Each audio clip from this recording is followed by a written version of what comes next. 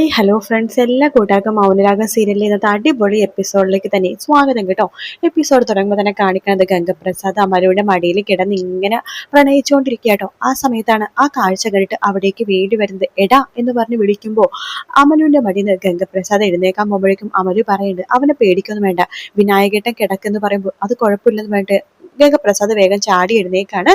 അമലുവിന് ഗംഗപ്രസാദിനെ മാറി മാറി നോക്കാട്ടോ വേലു. എന്നിട്ട് പറയുന്നുണ്ട്, ഹോഹോ അപ്പം നിന്റെ മനസ്സിൽ ഇവനാണല്ലേ, അതാണ് ഞാൻ കൊടുന്ന കരിവളയും കുപ്പിവളയും ഒക്കെ നീ വലിച്ചെറിഞ്ഞല്ലേ, എനിക്ക് ഇയാളെ ഇഷ്ടമല്ല, ഇയാൾക്ക് സംശയമാണ് എന്ന് അമലു പറയാണ്. അതേടി, എനിക്ക് സംശയമൊന്നുമില്ല, എനിക്ക് കറക്റ്റ് ആയിട്ടുള്ള കാര്യങ്ങളൊക്കെ നന്നായിട്ട് അറിയാം. നിങ്ങളെ സംശയിക്കാത്തത് നിന്റെ അച്ഛനും അമ്മയാണ്, അതുകൊണ്ടാണല്ലോ നീ ഇപ്പോഴും ഇവിടെ നിൽക്കുന്നത്. ഇടി, ഇവനെ പാവത്തിനെ പോലെ നിൽക്കാന്ന് നീ വിചാരിക്കൊന്നും വേണ്ട, ഇവന്റെ മനസ്സിൽ എന്തോ വലിയ ഗൂഢാലോചനയുണ്ട് എന്ന് പറയാണ്. ആ സമയത്ത് ഗംഗപ്രസാദ് ഇങ്ങനെ ഒന്നുമില്ലെന്ന് പറയാണ്. ഞാനും അമലും തമ്മിൽ ഒരു ബന്ധവുമില്ലെന്ന് ഇങ്ങനെ കാണിക്കുന്നുണ്ട് കൈവച്ചിട്ട്. വേലു പറയുന്നുണ്ട്, അതെ, നിങ്ങൾ എന്നെ പറ്റിക്കാൻ വേണ്ടി നോക്കൊന്നും വേണ്ട, എനിക്ക് പഠിപ്പും വിവരമൊന്നും ഉണ്ടാവില്ല, പക്ഷെ തലയിലെ തലച്ചോറുണ്ട്, അതുകൊണ്ട് എല്ലാം കണ്ട് മനസ്സിലാക്കാൻ പറ്റും. ഇയാളൊന്ന് പോയിക്ക്, ഇയാളെ പണി നോക്കി പോ, ഇയാളെ തേനെടുക്കാൻ വേണ്ടിയിട്ടല്ലേ വന്നത്. ദേ അപ്പുറത്ത് ഒരു തേൻകൂടുണ്ട്, വിളഞ്ഞിരിക്കുന്ന തേൻകൂട്, അതിൽ നിന്ന് തേനെടുത്തിട്ട് പോയിക്കോ. എടി, തേൻകൂട് എവിടെ ഉണ്ടെന്നേ ഞാൻ നോക്കിയിട്ടെ, ഞാൻ വിളഞ്ഞ തേൻകൂട്ടാണെങ്കിൽ തേൻ എടുത്തോളാം, നിങ്ങൾ അത് പറയാൻ നിൽക്കൊന്നും വേണ്ട. എന്തായാലും ഞാൻ എന്തൊക്കെ പറയാലും നിന്റെ അമ്മനും മാമയും വിശ്വസിക്കാൻ പോകുന്നില്ലല്ലോ, അതുകൊണ്ട് നിങ്ങൾക്ക് എന്ത് വേണമെങ്കിലും ചെയ്യാലോ, ഞാനിതിൽ ഇടപെടുന്നില്ല. പക്ഷെ അമലു, നീ നോക്കിക്കോ, നീ കരയൂ, നീ പൊട്ടിക്കരയുന്നൊരു ദിവസം വരും എന്ന് പറഞ്ഞിട്ട് വേലു അവിടുന്ന് പോവാണ്. ആ സമയത്ത് അമല് പറയുന്നുണ്ട്, വേലുവേട്ടൻ പറഞ്ഞതൊക്കെ കേട്ടല്ലോ, വിനായകേട്ടൻ എന്നെ ഇട്ടേച്ചും പോയി കഴിഞ്ഞാൽ അതുപോലെയൊക്കെ ആകും, എന്നെ ഉപേക്ഷിച്ച് പോവല്ലേ വിനായകേട്ടൻ എന്ന് പറയുമ്പോൾ, ഞാൻ ഒരിക്കലും നിന്നെ ഉപേക്ഷിക്കില്ല എന്ന് പറഞ്ഞിട്ട് അമലിനെ കെട്ടിപ്പിടിക്കുകയാണ് നമ്മുടെ ഗംഗപ്രസാദ്. അതിനുശേഷം കാണിക്കുന്നത് വിക്രത്തിനെയും അതുപോലെ തന്നെ രാഹുലിനെയാണ് കേട്ടോ. അവർ രണ്ടുപേരും ജയിലിൽ പണിയെടുത്തുകൊണ്ടിരിക്കുന്ന സമയത്താണ് അവിടേക്ക് മനോഹർ വരുന്നത് കേട്ടോ. മനോഹറിനെ കാണുമ്പോൾ തന്നെ രാഹുലിന്റെ ദേഷ്യം വരുവാണ്. രാഹുൽ പണിയെടുത്ത് ആ അരിവാളെടുത്തോണ്ട് മനോഹറിന്റെ അടുത്തേക്ക് പോകുമ്പോൾ പോലീസുകാർ തട്ടി മാറ്റുവാട്ട.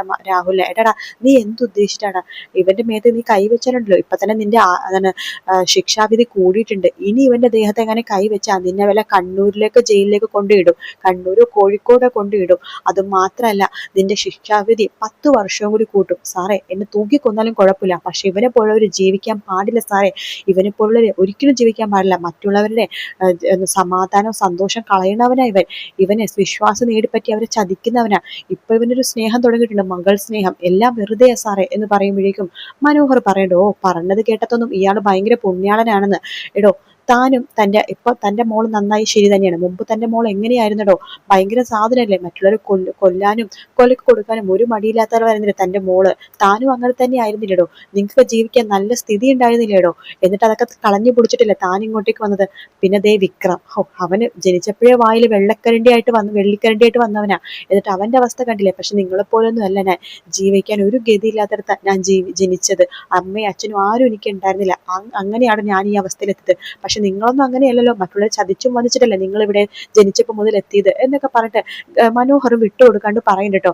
എടാ, നിന്നെ ഞാൻ വെച്ചേക്കില്ലെന്ന് പറയുമ്പോൾ പോലീസുകാരെ പറഞ്ഞു, എടാ രാഹുലെ, മര്യാദക്ക് നിന്നോ, അല്ലെങ്കിൽ നിന്നെ പിടിച്ച് ഞാൻ പുറത്താക്കും. എടാ മനോഹരൻ, ഇവരുടെ കണ്ണിപ്പെടാണ്ട് നീ എവിടെയെങ്കിലും മാറി നിന്നോ.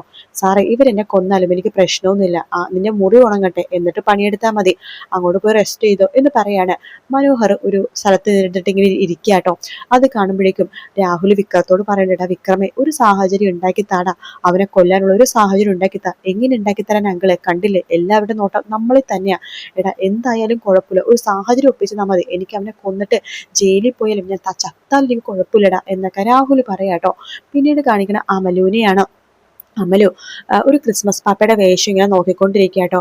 അത് കാണുമ്പോഴേക്കും ഗംഗപ്രസാദ് അങ്ങോട്ടേക്ക് വരുന്നുണ്ട്. ഇതെന്താന്ന് ചോദിക്കുമ്പോൾ, ഓ, അത് ഞാൻ വിനായകേട്ടനോട് പറഞ്ഞില്ലല്ലോ, ഇവിടെ അടുത്തൊരു പള്ളിയുണ്ട്, വലിയ പള്ളിയാ, ഇപ്പൊ ക്രിസ്മസും ന്യൂ ഇയർ ഒക്കെ അല്ലേ വരാൻ പോണത്, അവിടെ കരോളൊക്കെ ഉണ്ട്, ഞങ്ങൾ ഈ വേഷമൊക്കെ ഇട്ട് അവരുടെ കൂടെ കൂടാറുണ്ട്, ആ വേഷമൊക്കെ ഞാൻ വെറുതെ നോക്കുമായിരുന്നു എന്ന് പറയുമ്പോഴേക്കും ഗംഗപ്രസാദ് ഇങ്ങനെ നോക്കുമ്പോൾ അമല് ചോദിക്കുന്നുണ്ട്, ഓ, നിങ്ങളുടെ നാട്ടിലൊക്കെ വലിയ ആഘോഷമായിരിക്കുമല്ലോ ഇത്, തലയാട്ടാണ്, വിനായകേട്ടന് ചുക്ക് കാപ്പി വേണോ, ഞാൻ എടുത്തിട്ട് വരാട്ടോ എന്ന് പറഞ്ഞിട്ട് അമലു ആ ഡ്രസ്സ് അവിടെ വെച്ചതിന് ശേഷം ചുക്ക് കാപ്പി എടുക്കാൻ വേണ്ടി അടുക്കളയിലേക്ക് പോവാണ്. ആ വേഷം ഗംഗപ്രസാദ് ഇങ്ങനെ എടുക്കുകയാണ്. എന്നിട്ട് മനസ്സിൽ വിചാരിക്കേണ്ടത്, ഏത് വേഷത്തിൽ ഇവിടെ നിന്ന് പുറത്തേക്ക് പോകുമെന്ന് ആലോചിച്ചിരിക്കുകയായിരുന്നു. ദൈവമായിട്ട് തന്നെയാ ഈ വേഷം എനിക്ക് കാണിച്ചത്, ഈ വേഷം ഇട്ട് നാട്ടിലേക്ക് പോകണം, കാർത്തികയുടെ വിവാഹം കഴിഞ്ഞിട്ടുണ്ടോ എന്ന് അറിയണം, അവളെയും അവളുടെ അമ്മേനെ കൊല്ലണം എന്നൊക്കെ ഇങ്ങനെ മനസ്സിൽ പറയാണ്. രംഗപ്രസാദ് ഒന്ന് പുറത്തേക്ക് ഇറങ്ങുവാട്ടോ. ആ സമയത്ത് വേലു അടുത്തേക്ക് വരുന്നുണ്ട്. വേലു ചോദിക്കണ്ട്, എന്താടാ നിന്റെ കൂടെ അവള് വന്നില്ലേന്ന്? നീ ഒറ്റക്ക് അങ്ങനെ പുറത്തേക്ക് ഇറങ്ങാറല്ലോ, അവളെന്താടാ കൂടെ വന്നില്ലേന്ന് എന്ന് ചോദിക്കുകയാണ്. എനിക്ക് അങ്ങനെയൊന്നും ഇല്ല എന്ന് ഗംഗപ്രസാദ് പറയുമ്പോ, ഹോം നീയേ ഭയങ്കര സാധനമാടാ. ശരിക്കും പറഞ്ഞ നീ ഈ കാടിനെ കുറിച്ച് പഠിക്കാൻ തന്നെയാണോ ഇവിടേക്ക് വന്നത്? അല്ല, എനിക്ക് നല്ല സംശയമുണ്ട്. നീ ആരെങ്കിലും എന്തെങ്കിലും മോഷ്ടിച്ചിട്ടാണോ കൊലപാതകം ചെയ്തിട്ടാണോ ഇങ്ങോട്ട് വന്നേന്ന് എനിക്ക് നല്ല സംശയമുണ്ട്. സത്യം പറഞ്ഞ ഫോറസ്റ്റുകാരൊക്കെ ഇവിടെ വരുമ്പോഴേ നിന്നെ കുറിച്ച് പറയാൻ ഞാൻ പലവട്ടം ആലോചിക്കും. പക്ഷെ എന്നെ എടുത്തു വളർത്തിയ മാമനോടും മാമിയടുത്തും എനിക്ക് ഒരുപാട് കടപ്പാടുണ്ട്.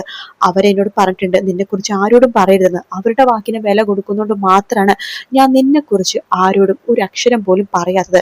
പക്ഷേ നീ അത് മുതലെടുക്കരുത്. സത്യമായിട്ട് നിനക്ക് സംസാരിക്കാൻ പറ്റൂടാ? എനിക്ക് തോന്നുന്നത് നിനക്ക് സംസാരിക്കാൻ പറ്റുന്നുണ്ടെന്നാണ്. നീ മനഃപൂർവ്വം സംസാരിക്കാൻ പറ്റാത്ത പോലെ അഭിനയിക്കാണ്. നിനക്ക് എന്തെങ്കിലും വേണമെങ്കിൽ എന്നോട് പറ, ഞാൻ നിന്നെ നാട്ടിലെത്തിക്കാം. എങ്ങനെയെങ്കിലും ഞാൻ നിന്നെ നാട്ടിലെത്തിക്കാം. നിന്നെ രക്ഷിച്ചത് ഞാനല്ലേ, ഞാൻ നിന്നെ നാട്ടിലെത്തിച്ചോളാം. നിന്റെ ഉദ്ദേശം ശരിക്കും എന്താ എന്നൊക്കെ ചോദിക്കുമ്പോൾ ഗംഗപ്രസാദ് ഒന്നും മിണ്ടാ, ഒരു ഉദ്ദേശവും ഇല്ല, അങ്ങനെയൊക്കെ കാണിക്കാട്ടോ. അപ്പോ വേലു പറയണ്ട്, എന്തായാലും ഞാൻ നിന്റെ അടുത്തൊരു കാര്യം പറയാം.